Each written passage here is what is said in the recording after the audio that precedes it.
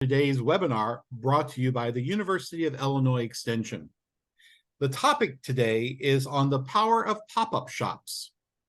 Did you know the pop-ups can be used to create vibrant downtowns while giving startups, artists, and even existing businesses a way to test new products, engage new customers, and increase sales?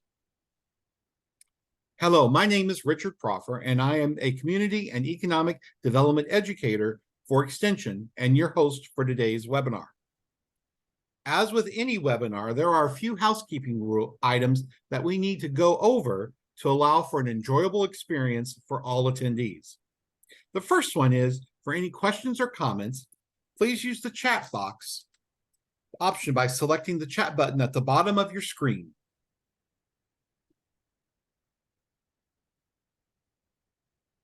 Bottom of your screen, you can add questions at any time during the presentation. I will ask those questions during the Q&A portion of the webinar towards the end. Second, this webinar is also being recorded for viewing later on our Extension CED YouTube channel. You will receive an email with a link to this recording, slides, and any other applicable materials. Now, I would like to move right on into the meat of the day's presentation and introduce our presenter today, Pam Schallhorn, who is a community and economic development specialist with Extension. She assists community leaders, economic development professionals, and other stakeholders with training in CED work. Her interests are entrepreneurism, economic development, consumer economics, and community development, just to name a few. So Pam is well prepared for today's power of the pop-ups. So Pam, the screen is now yours to tell us about the power of pop-up shops.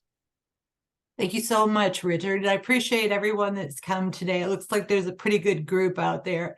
As you probably know, I can't really see anyone, so it's a little more difficult when you're teaching on Zoom, but let's get started. First of all, I want to let you know that this program is based on research as well as experience and observations and case studies that I've done myself in different communities. And I will be giving you a few examples of this. But what do I mean by the power of pop-ups? First of all, before we get started, and I do forget this, lots of times, many of you will come to this program because you think I'm going to teach you how to develop a pop-up shop, and that's not true. This is a community development program, and it's really to talk to entrepreneurs, pop-up shop owners, community members, the local government officials on what they can do with these pop-up shops. But what I do at the very beginning here is that if you are planning a pop-up and you want to learn more, and by the way, I will be sending Nancy a PDF copy of this program that she can link to in the email she'll be sending you, and also a copy of Starting a Business in Illinois checklist. It's a list that I've worked on for probably the last 20 years. I was a Small Business Development Center director back in 2008, 2010. I've been working on this for a long time. It's a nice little checklist. If any of you are familiar with the SBDCs, most of those business plans, the templates are 30 pages long. So if you want just a quick and easy checklist to see if you're keeping on track or to start developing your business plan for your SBDC business consultant, I will also be sending a link to that as well. Okay, so for most of us in community development and economic development, if we're in any kind of a position in our communities, we want our communities to be a place where people want to live, work, and play. And I want to talk about these 4 powers of the pop-up shop. The first one is to build, promote, and expand small businesses. And I've even seen this happen. In fact, I have an example of doing this during economic downturns. Create unique retail shopping experiences, reinvent town centers that attract young adults and real estate development, and also to build equity into our entrepreneurial ecosystems. That means giving everybody a chance to start a business if they so desire. The first one is the power to build and promote small businesses. First of all, pop-up shops are much lower startup costs than doing a full build out in a downtown. And whether you're in a rural community or an urban community, many times your downtown center has deteriorated, you have empty buildings. And I think up until it was my sort of experience too, up until about 13 years ago now, you automatically think that the business is going to rent the building, do a build out, what they call a build out, borrow $250,000 from the SBA to do the build out. For some people, that's just impossible. And it's not very practicable, especially if you're talking about retail that's so tough to do. You can invest a lot of money for little return, and within a year, as most SBDC directors knew, it's over.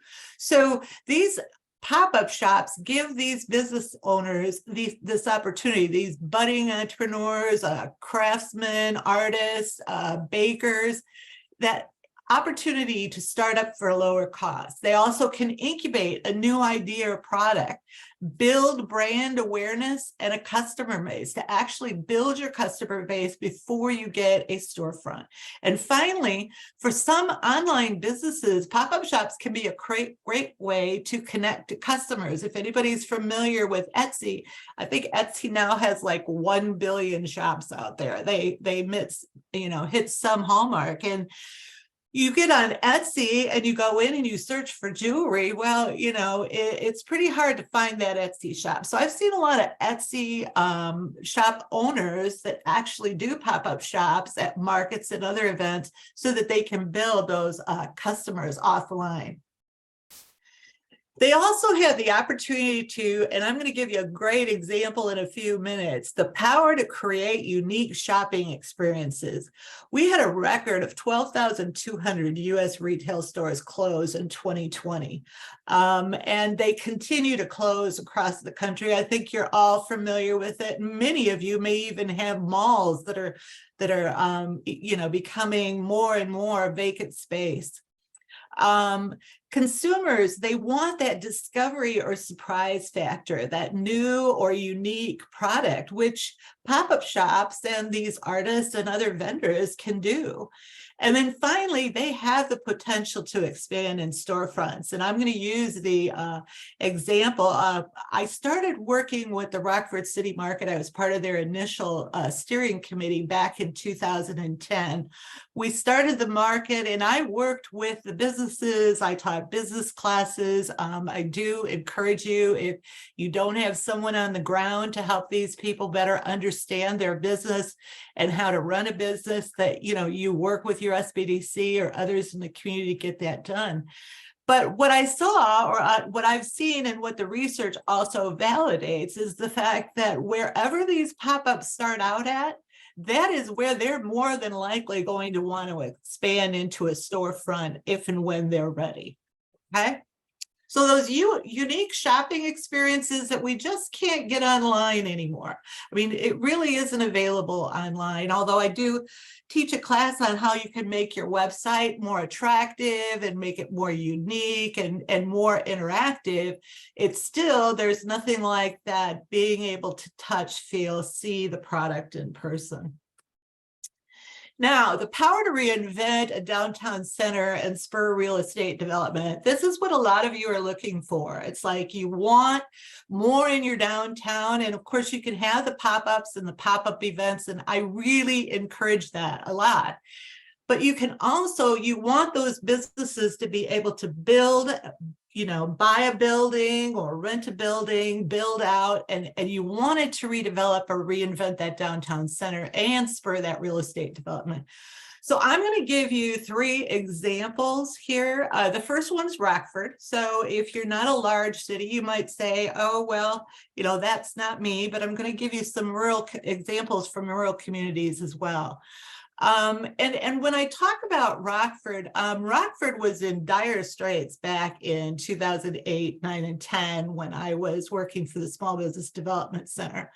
people were trying to go into downtown and build out, and it just wasn't working. We needed to find a way for businesses to have these stepping stones from beginning a business to actually, getting in a storefront, because it was just too expensive. And it was very sad to see people, a year later going out of business and losing everything, including sometimes they mortgaged their homes against it. And that was really sad.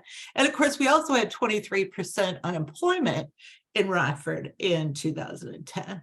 So on the left here, you're going to see Joe Diastis. Joe was one of the first ones in the Rockford City Market. There were about 20 vendors originally. Now I think they're up to 50 or 60, and I know they get over 100,000 guests a year now. But it was a pretty small start because no one really believed in it. No one believed that anyone would come downtown Rockford. I mean, you would have one building with a old business in it or a bar, and then you'd have 7 or 8 buildings that had been empty for 20, 30, and sometimes more. Ever since the mall was built in the late 70s, Rockford's downtown had completely deteriorated. They affectionately called it Gotham City. Now you're hard pressed to find any property at all in downtown Rockford. So Joe, though, was one of the first to start. And when Joe walked into my office as the SBDC director, he just needed a job. He had been out of work for over 6 months. He had a family. He needed a job. So he bought a wood fire pizza oven. Well, to make this quick and to get done with our program in time, Joe has since, from the market, he started Wood Fire Pizza in downtown Rockford on East State Street. He also opened a new one in Durand just before the lockdown. He and his wife Ann have purchased Carlisle Brewing. No one's really sure yet exactly what he's going to be doing with that, but hopefully we'll know more pretty soon.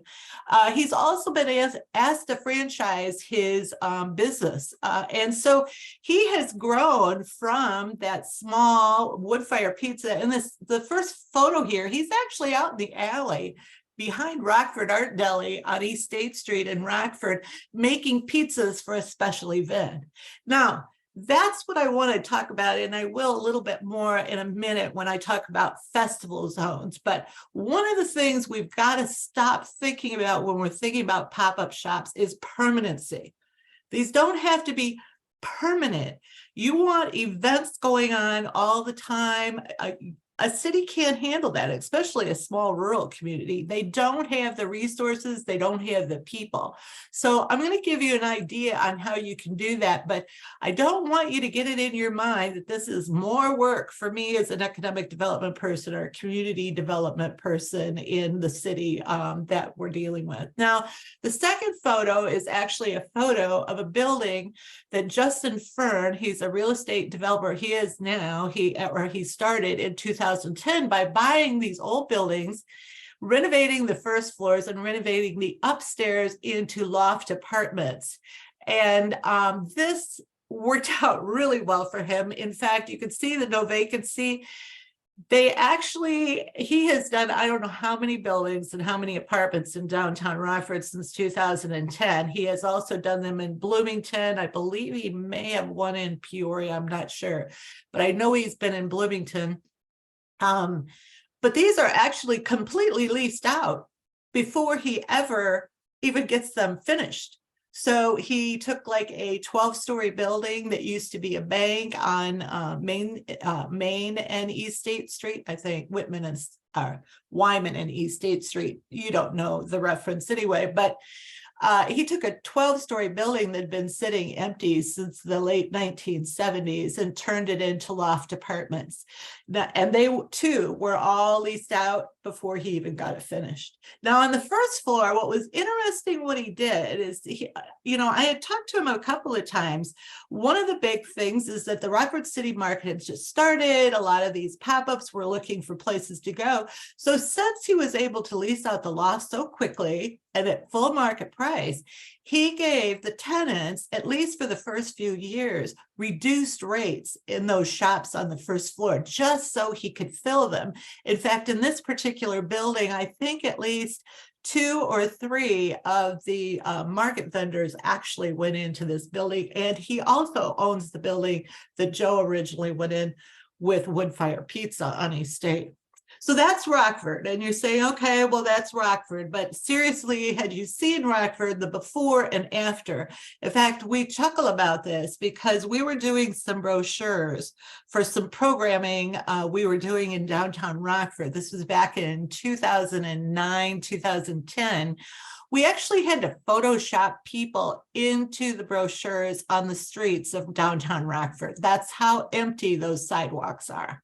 Now you can go almost any time of day throughout the year, and you're going to see, because now it's filled with businesses and people.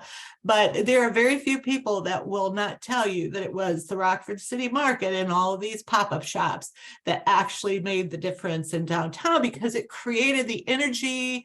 It created that downtown center. It created people coming together and enjoying each other in downtown.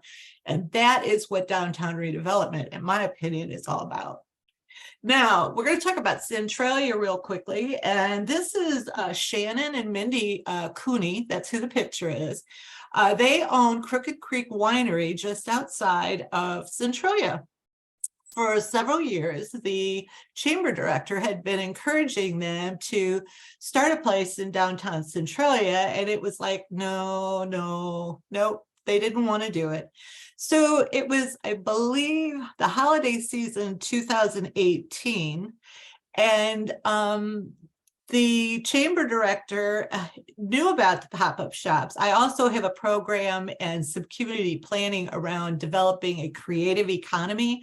It's a way to actually turn your creative economy, your artists, your craftsmen, your, into an economic engine for your community. And I've worked on this in rural communities as well.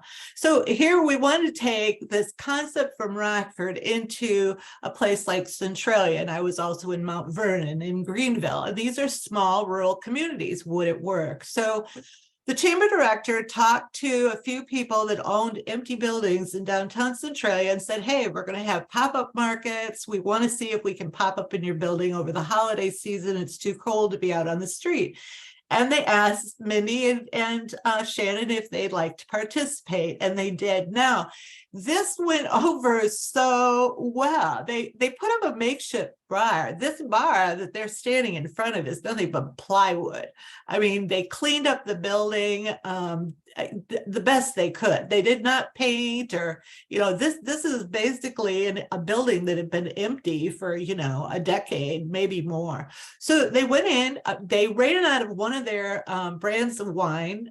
They were just so impressed with how people interacted. The place was packed all day. And they did great sales. So just before the lockdown, it would probably be the fall of 2019 to the spring of 2020, they decided to start a wine bar downtown, and they have the wine bar. It's called Crooked Creek Winery Downtown. And they've also now taken over a pocket park not far away with lights strung across it. So they have an outdoor festivity or event area. And then this spring, they called a spring of 2023 because they're buying and renovating historic buildings while they're doing this. So the wine bar is on the first floor. They have an Airbnb on the second floor. So this couple, they're very energetic. They got a lot of energy, and they have some money to spend. So that's good to invest. But they have created a real estate company of their own. And this spring, they bought 4 more buildings using historic tax credits, planning on doing the same thing, storefront on the first floor. And they're using Airbnbs on the second floor in Rockford. Justin Fern turned them into apartments.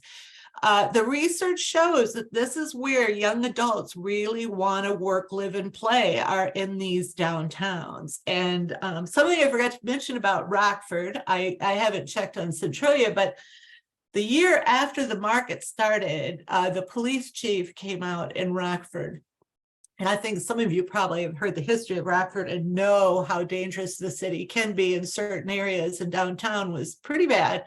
But the crime rate actually dropped 50% in 1 year, and the police chief admitted that it was because of the Rockford City Market. And when we developed the Rockford City Market, we made sure the police that were there were not in squad cars. They were on bicycles, and just about every cop wanted to be on that bicycle, but they were on bicycle in bicycle shorts and their uniforms. And we had plenty of police presence, but it wasn't harsh. We wanted a place where the community could come together and have fun. And that's what happened in Centralia. The Coonies could see that not only could they sell their product, make money off their, winery, but also they were bringing people together in Centralia. People were interacting, people were having a lot of fun. And it was just, it's really started that, and another rail cafe have done a great job of bringing more energy into that downtown. Now, the last one I'm going to talk about here, and then we'll move on to the couple of, at least one more power of pop-ups, is LaSalle, Illinois. Now, I just gave this program in LaSalle the end of April. And then I went back and I gave it in Spring Valley. And of course, if anyone is interested in me giving this program in your community, please let me know. If it's in the 40 counties I cover, I'm happy to drive there. If not, I may have to do it via Zoom. But I gave this in LaSalle, went back to Spring Valley, and a young woman showed up. Her name is, Christine Pellegrini, and she owns Amia Boutique. Now, she and a couple people from Spring Valley Grow, which is this organization in Spring Valley that's doing some really great things around Spring Valley and the LaSalle area, they came up with an idea. And just before the program last week, they had done a Taylor Swift pop-up shop in the Amia Boutique in LaSalle. And as you can see in this last photograph, they are doing a Barbie pop-up to go along with the Barbie movie. They're selling Barbie jewelry, Barbie t-shirts. They've got giveaways. They're having that this Wednesday night, tomorrow night from 5 to 7, if you're in the LaSalle area and want to stop down at Amia's. I don't think I have to tell anyone on this call, if you're familiar with downtown centers at all, how difficult it is to do good retail. This young woman is doing a great job. But when they did the Taylor Swift pop-up shop, when they opened that store, there were people lined up around the block in downtown LaSalle. They were literally lined up around the block, creating that energy, that excitement. But it only lasted one day. There was only one day of the Taylor Swift. Now they're coming back with a Barbie themed, but these are some really creative ways. It's only one pop-up. They literally had the pop-up inside, the store. It could be outside, it could be inside. I think we get, and especially when I'm talking about the Rockford City Market, we think it's got to be a market, like the Rockford City Market or a farmer's market. And it's got to be every week or every month or every year. It's not true. If you're trying to create energy in your community, you want to be able to have these pop-ups coming up. So how do we do that? And as I'm sure if you're with a city or your community development, you're going, oh my gosh, how are we going to do permitting? And, what's going to happen if this isn't organized and we can't control it? Well, what I'm going to talk about here is what Rockford did. They designated festival zones, and I've got the link here for the Rockford City Ordinance for those festival zones. It's called a Special Event Planning Guide. But anyway, this allowed for impromptu events. It encouraged residents and business owners to create their own events, whether in their own stores, in front of their store, out in a parking lot. This is what really turned not just downtown Rockford, but I want to say it had an impact on the entire area. because this became part of the culture. The year before the Rockford City Market, if you went downtown to watch the fireworks, and about 60,000 people did, you couldn't even buy a bottle of water. There was no businesses were open. Everything was closed on 4th of July.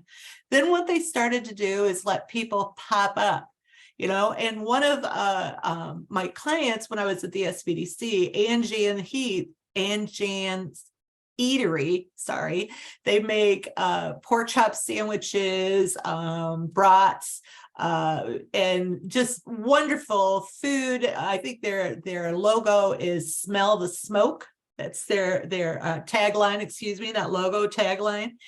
And they pop up everywhere, just like Joe. Joe popped up at Anderson Gardens. Joe would pop up at an event that was going on at one of the car dealerships. He would pop up at a park or a 4th of July celebration somewhere else. What you want to be able to do is have enough opportunities for these entrepreneurs to pop up all over town. Establishing festival zones made it easier for the city of Rockford, because what you would do is you'd want that particular festival zone. And I'm going to use Mount Vernon, which is a town of about 13,000 people in South Central Illinois. They took these festival zones and they developed 4 or 5 of them throughout the city. One of them was where they were already having a fall festival, but they set them up. And what they did is you could close off the whole block of a street. It wasn't a real busy street. It was off to the side, kind of like they did in Rockford. It was off of East State Street. But they set that up in Mount Vernon. Well, the very first year they had that in Mount Vernon, the people that owned the Mexican restaurant downtown, they decided they wanted to do a Cinco de Mayo. The event was packed. It was so great. And of course, they did it every year till they sold their business a couple of years ago. So they did it, I think, for about 3 years in a row. But the city actually then went out and hung the lights across the street so that the festival zones were identified by these lights. But then, of course, you could turn them on at night. The ordinances allow for liquor to be sold, but in Mount Vernon, the mayor, she indicated that all she wanted was beer and wine. Greenville, Illinois took the same ordinances and set them up. Greenville is about 7,000 people, and it has worked really well. Now, I want to distinguish real quickly before I move on to the last section of this, is that to me, food trucks are not exactly the same as a pop-up shop. Okay, a pop-up shop, generally if it's outside, there's a tent, you want them to have good signage. They are not selling Tupperware or, a product. That's not the kind of sales. You want original products, the baked goods. Even if it's a farmer's market, people really prefer to buy from the farmer or from a farm, not, from a produce truck, that they've been bringing it from all over. But of course, then you're limited too. And we ran into that when we were developing the Rockford City Market. But I want to talk about those food trucks and I ran into this when I was teaching in Missouri last fall. If you allow the food trucks to come in, you give them a permit, and maybe it even is in a festival zone, be very careful. You need to make sure that there are bathrooms available for people to use. Okay, now if it's a pop-up shop, the business owner that's allowing them to come outside, they're saying, okay, pop up in front of me. Like a bar might have Anjan's Eats pop up because then they're serving food. But what I've seen is that the food trucks come in, like a taco truck parks right in front of a Mexican restaurant or even a burger joint downtown.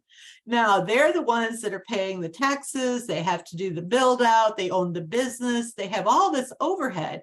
But the truck pulls up and the people they'll eat the tacos there, and then they walk in and use the other bathrooms. And this can be a real hindrance for these.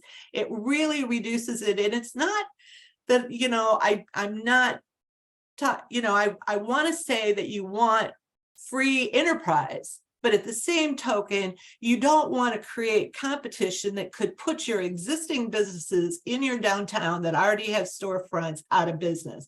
I recommend, if you want to do food trucks, to set up an area like a pocket park or a parking lot where they can park at, and you can put some porta potties and maybe even some table and chairs.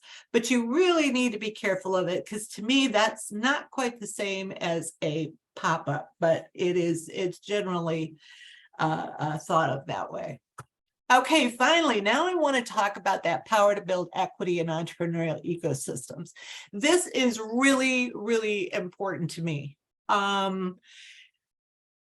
When I was an SBDC director and I came on board in 2008, okay, I read the article based on the SBDC surveys that they'd done, information they did for, it was like a 20-year study, that the businesses that were most likely to succeed, they said, either had 100,000 plus in cash, or as some of my participants in past classes have said, or their parents had 100,000 plus in cash, or they had friends and family with business experience. Okay, now I have some real issues with the high growth model of entrepreneurial ecosystems. We go for that high growth. Well, how do you get that high growth? Now, it used to be, the great grandfather built the business, grandfather expanded the business, father did this, and now the son is inheriting the business. But rural communities can tell you that that's not happening anymore. Those fathers and sons have disappeared. And it's now we have women, we have minorities, we have people with disabilities, the LGBTQ community. We need to find a way. And if we're only looking for high growth, if we're only focused on high growth, then how are we going to develop those first generation businesses that create those second generation businesses? And we've got a lot of businesses going out right now, and we need that. Well, pop-up shops can help with that, primarily because they are so much lower cost. But I've taught this class in Chicago a few years back, and I talk about outsider art, which basically are artists that have never had any formal training, and so they call it outsider art. If you're familiar with Paducah, Kentucky, they have made a whole culture and a whole economy out of outsider art with their quilts and their quilt museum. Okay. This also helps to create those first generation businesses. They might be artists or craft people or bakers or, designers, but they have never had a business before. And we need to support that and help them. Now, you can see this photograph. This is Juanita. I worked with a group of women that were at the time living in the in Rockford in the Fairgrounds housing development. This is a place on the west side of Rockford that has 265 shot fired days a year. Juanita and others of my students would tell me about how they would come home and have to sit on the floor eating their dinner with their kids watching TV because the walls were so thin and they were afraid of the gunshots that were going on outside. So this is the environment these women are coming from. Now, we don't have necessarily that kind of thing going on perhaps in a rural community. However, we have a lot of people who have talents and abilities, who have the ability to make jewelry, bake cupcakes, whatever. We need to be able to have those first generations learn business skills and have opportunities for pop-up shops, pop-up markets that they can attend and sell their ware. Now, for Juanita, this particular day, she was selling, and of course, these women would bring their children along, even to the classes that I taught, the business classes I taught. And I thought that was great because these young people were learning business when they were only like 8, 9, 10, 12. I even had a couple of 3- and 4-year-olds in the class with their mothers. But for Juanita, this was a 23% unemployment. So you can imagine how difficult it is for a woman that's living in a place like the housing development, trying to find a job. She was working part-time as a CNA and her take-home pay was $600. The day she was at the market, and she actually buys a lot of old jewelry or is given a lot of old jewelry, so she remakes them into just one-of-a-kind pieces. They're gorgeous.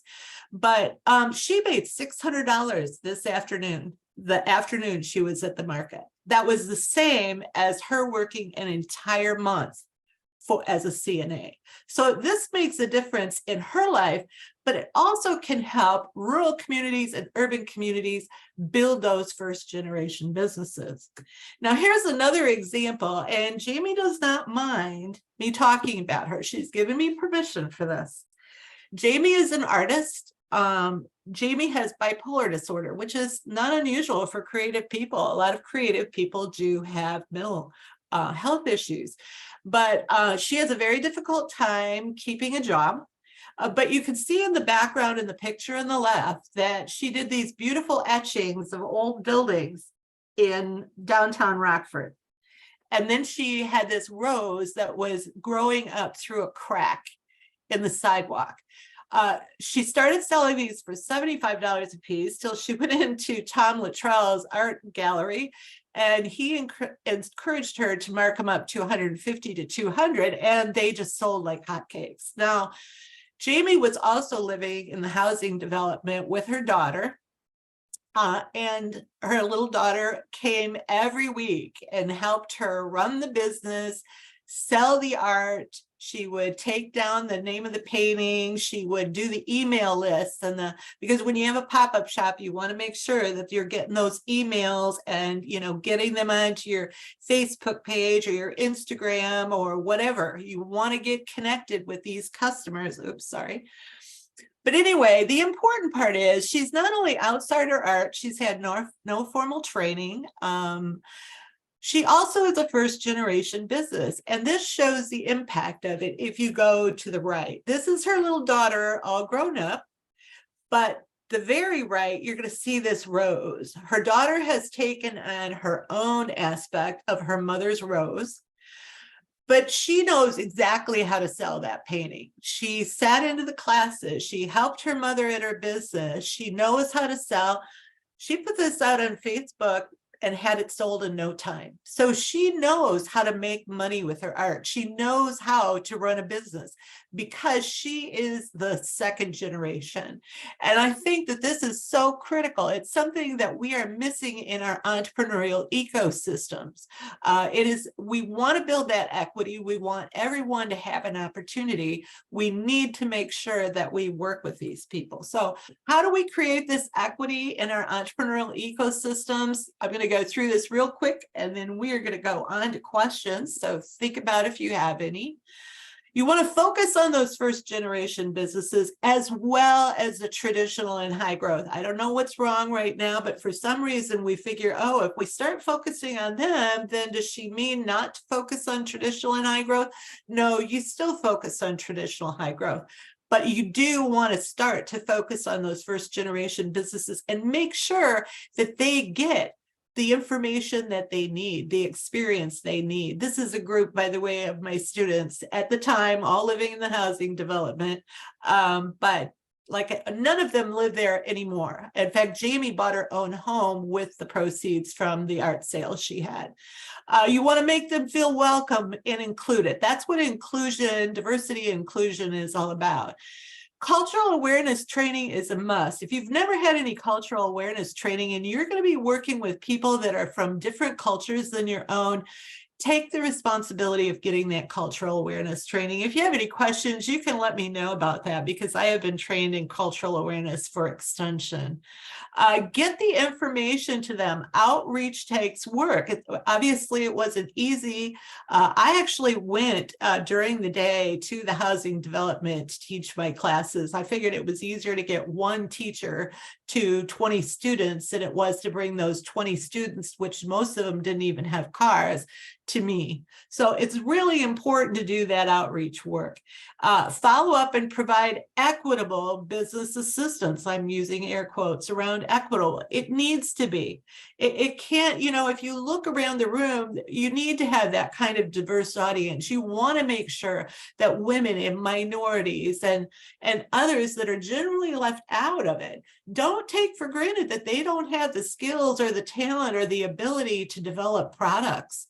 And then finally, building some DEI metrics into your public funding requirements. It should be there. And again, I know that our state has a terrible history of just going after the whole, the high growth, the big get, what's going to make us money faster?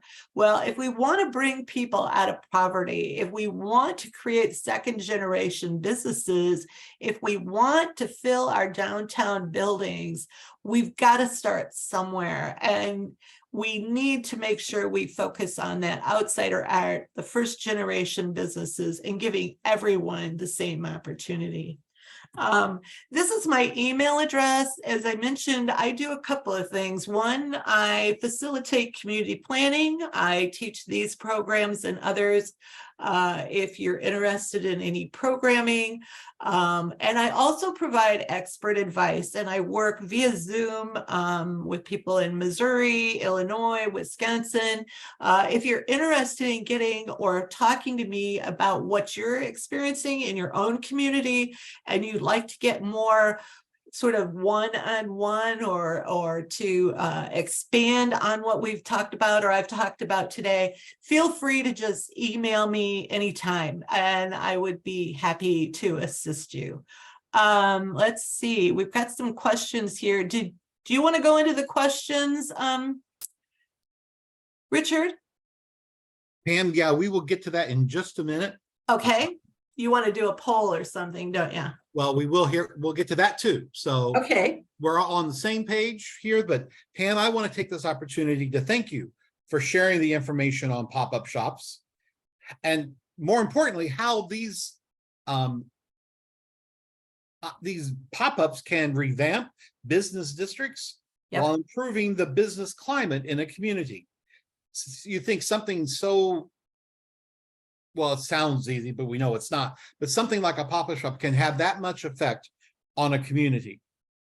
Well, it is easy. I'm not going to disagree with you there. It's a lot easier than doing a build out on a storefront. But that's what we need. We need that easy, those stepping stones to the larger business, the build out or whatever. So yeah, no, and it's fun too. I have to say that they're fun. Okay, well, as Pam indicated, the time has now come for questions, and hopefully we'll get some, we've got questions, but more will come from you, the audience. I want to remind you to please put your questions in the chat box using the chat button. And at the end of the Q&A, if you would prefer to ask your question in person, raise your hand and we will recognize that and give you that opportunity. But Pam, here is the first question that has come up during this presentation. Okay. You mentioned pop-ups, obviously. Is there a particular type of store that works best as a pop-up? Not that I know of. I do know there's some that make it a little more difficult. Things like artwork can be very difficult if it's like paintings, because they're going to be outdoors unless you can find up a place where you can pop up indoors.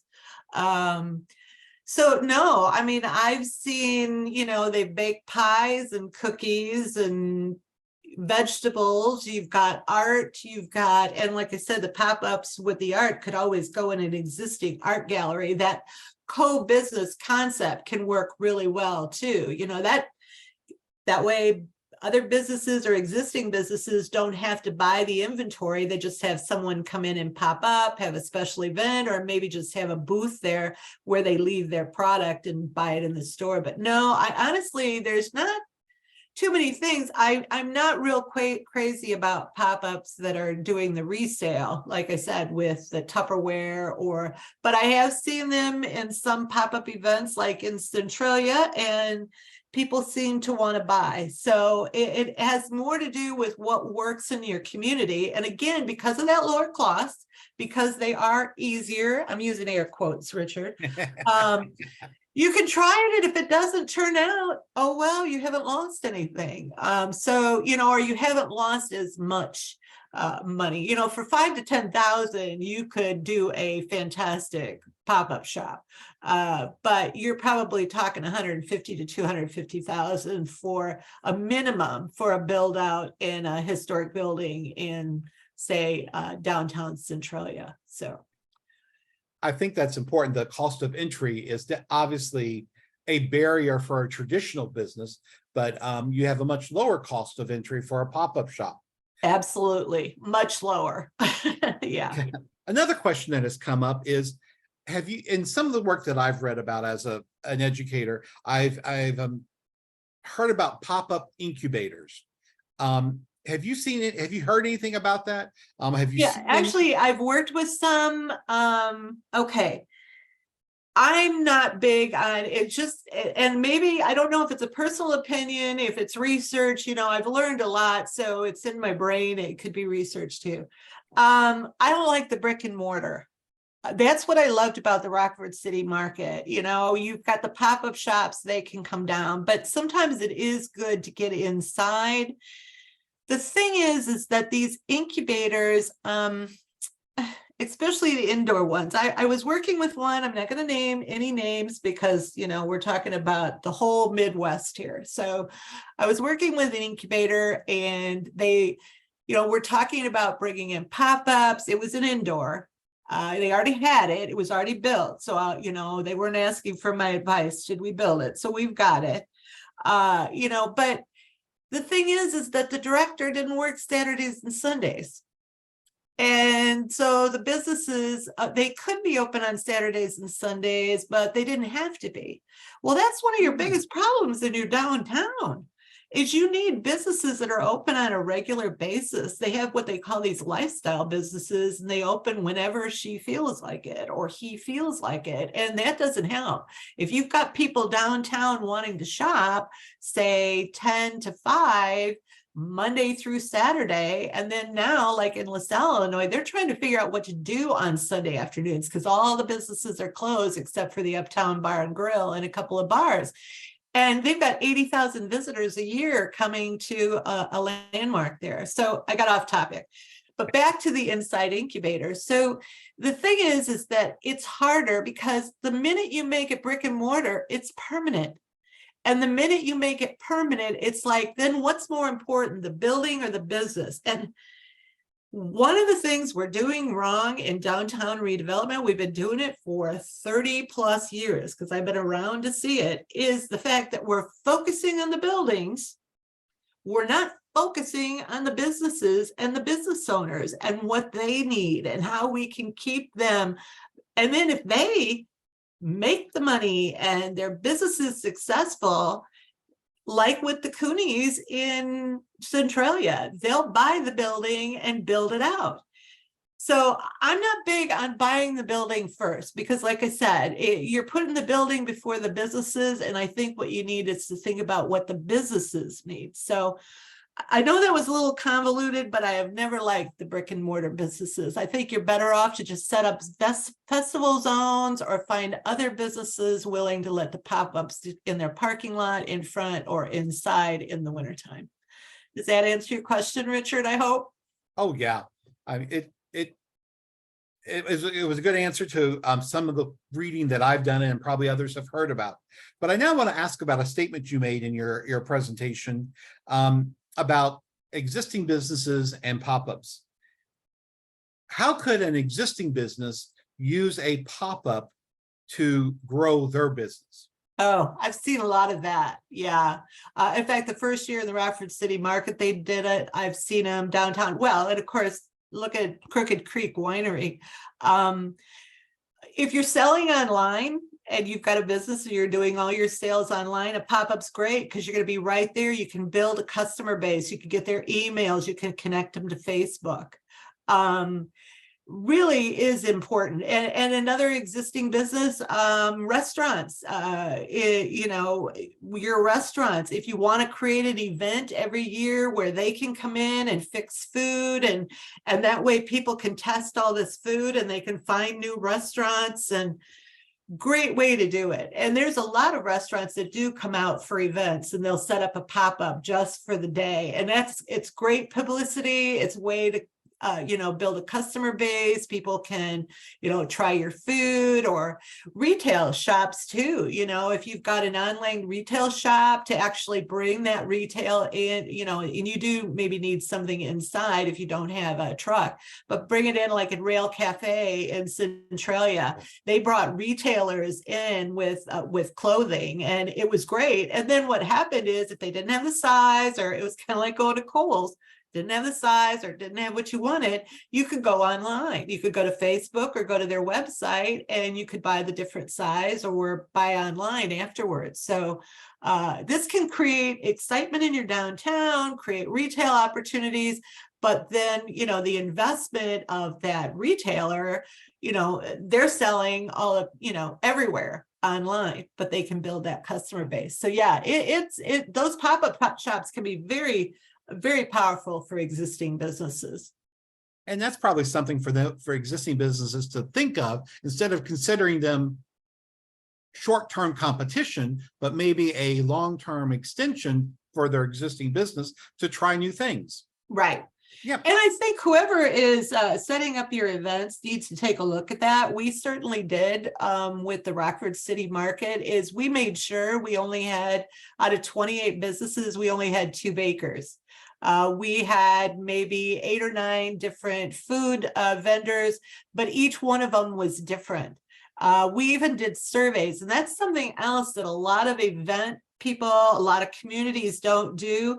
They're not doing the survey. Even when it came to setting up rules for the Rockford City Market, we met the first fall after the first market with all the vendors and let them help us develop those rules.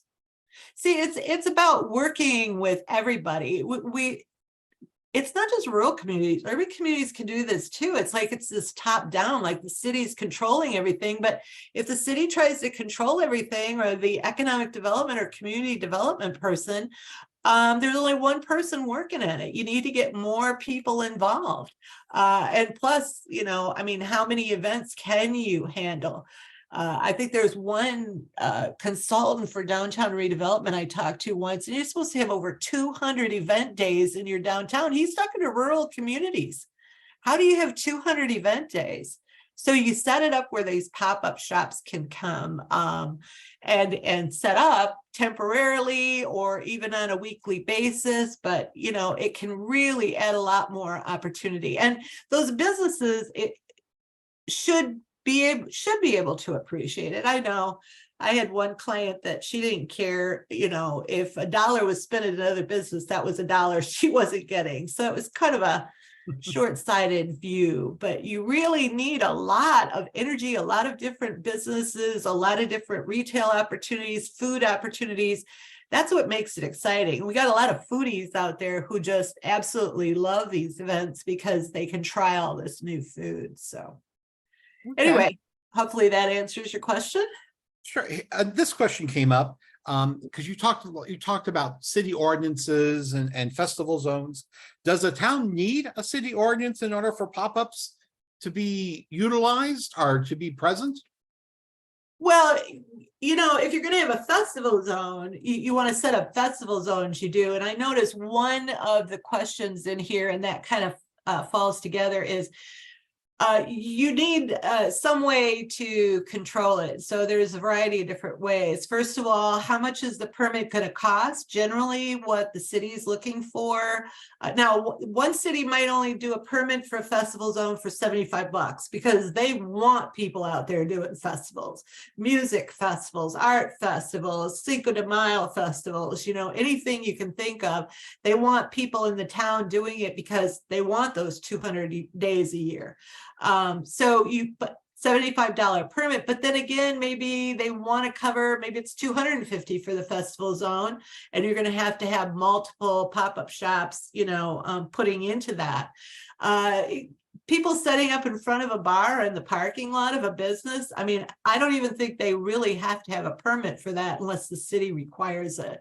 So those festival zone ordinances are important. That it's a little bit more control. The other thing too is you want to be kind of picky about your pop-up shops that are sitting up. You want a photograph of what they look like. You want to see what this event's going to look like. You don't want something tacky. You don't want something, and you don't want something that's illegal. You don't want something that, is X-rated. So you're going to need to have that application. And then, like I said, some sort of a maintenance fee, if nothing else, just cleaning up. And if they need electricity, a lot of your downtowns have electrical plugs on your street lights, so that can work. Spring Valley, I know, and I just noticed Sterling, Illinois has a pop-up or a festival zone in their downtown. Somebody on the chat was talking about, and that's great. If you've got areas already in parks or pop-ups or pocket parks where they can set up, that's a great place to put a festival zone. But hopefully that answers your question. And here's another good question that came up. Okay. You mentioned in your presentation the need for cultural awareness. And yes. then in order to achieve that, you need cultural training. What resources are out there for maybe directors of these festivals or festival zones, our downtown markets? What resources are available to them to help make that work for them? That's a good question, and I don't have an answer for that. Oh. It's rare for me, Richard, but yeah, no, I don't. I push this cultural awareness. There is some cultural awareness training you could probably find online. The University of Illinois Extension, we've trained over 800 employees in cultural awareness at the university, but we have not done any outside of it. They've talked about that before. But I would say definitely to look online for any kind of programming that might be available in your area. You may have some people at universities or the NAACP, or there's some other minorities. When I was doing it, and I think the example I could use more than, I've been working with the African-American population for a long time, and I'm a huge supporter, but I had an opportunity about 10 years ago to work with people that had primarily grown up and gone to high school in Mexico, and were like first, second, third generations. And I just got together with a woman that was a banker who was second generation Mexican American, and we talked about it, and she told me some of the differences in the culture. But it's an awareness, and you just want to find out more about people. I mean, before you start to work with different populations. It's not as big in rural communities, although I can't say that either, because rural communities, you've got a lot of people coming that speak French from Africa. They're coming to this country. They're immigrants that are coming in to work at your meat processing plants. And I think it's really critical for looking for that. But I'm sorry. And you know what? I'm going to write that down, that the next time I give this, I will make sure I have some resources that you can look at for cultural awareness. So thanks for asking that question, whoever did. Well, I know we're getting close to the 1 o'clock hour, Yep. but we've got two really good questions. Okay. We want to get in, and hopefully you can stay for that. Okay. Yeah, I can. Oh, well, remind you all while I'm asking these questions, there's the poll in front of you. Feel free to take it and give us some input. It's important for us to learn how we can improve these things. But Pam, here's a good question that said, what are some of the typical costs of doing business for a pop-up shop? They mentioned things like Wi-Fi, point of sale merchandise and such. Do you know what some of those might be? Say that question again real quickly. I'm looking at this poll and I shouldn't be. Sorry. We're all It's multitasking. kind of like getting a report card just to shoot you. So go ahead, ask me that one more time real quick. So The we want to question get done here. Came in is, what are some typical costs of doing business for a pop-up shop? Okay. So feel free to answer that. Yeah. Pop-up shops, well, one, they're going to have to get their training. Well, if they serve food, they're going to have to get training from the public health department. If they don't, well, then they don't need that. They're going to need a booth, a tent, a table. They're going to need professional signage. That's one of the things we'd walk around at the market when initially started, make sure. I mean, you can have hand painted like those ones on a chalkboard, chalk on a chalkboard, but they should look really cool and professional. You want your business cards. That small business checklist I'm going to be sending, that is something that's really good to go through about setting up your web design.